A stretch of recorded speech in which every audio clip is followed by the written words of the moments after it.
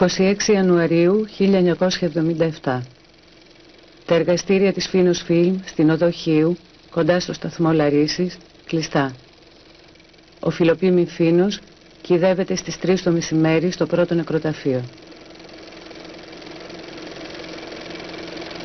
Κυδεύτηκε σήμερα το απόγευμα στις 3 στο πρώτο νεκροταφείο ο πρωτοπόρος του ελληνικού κινηματογράφου Φιλοπίμενας Φίνος.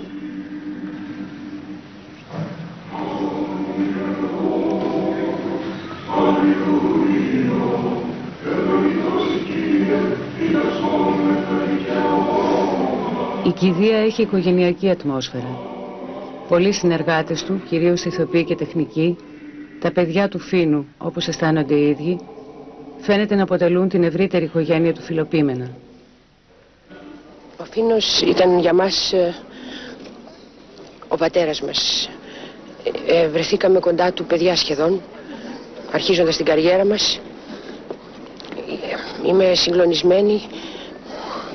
Εύχομαι σε όλες τις νέες κοπέλες που αρχίζουν τώρα τη σταδιοδρομία τους να συναντήσουν στο δρόμο τους ανθρώπους με το ήθος, τη δύναμη και την κατάρτιση του Φίνου που να τις βοηθήσουν.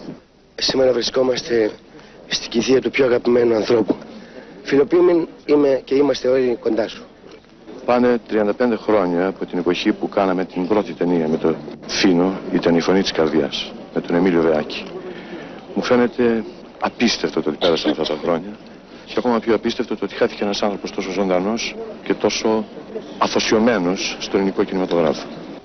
Έκανε το χρέος του σαν άνθρωπος, σαν δημιουργός και σαν Έλληνας.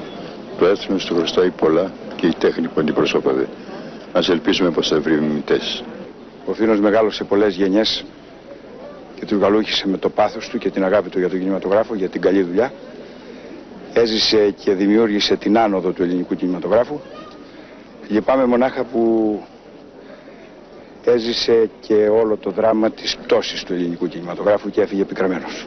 Έχω την εντύπωση ότι μαζί του σχεδόν ετελείωσε και ο ελληνικός κινηματογράφος.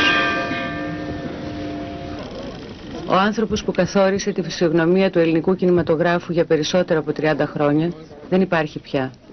Και ο ελληνικός κινηματογράφος περνάει ήδη τη μεγαλύτερη κρίση των τελευταίων χρόνων.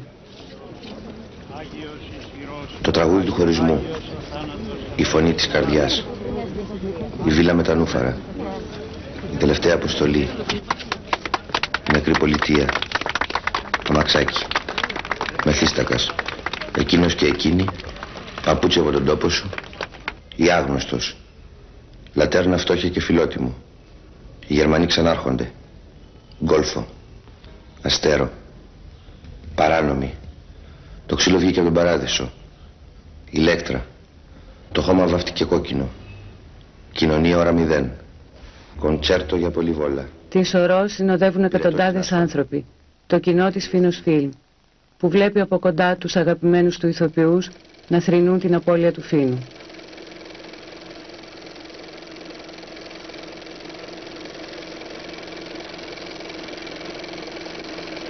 Δεν μένει πια παρά να τον θυμόμαστε.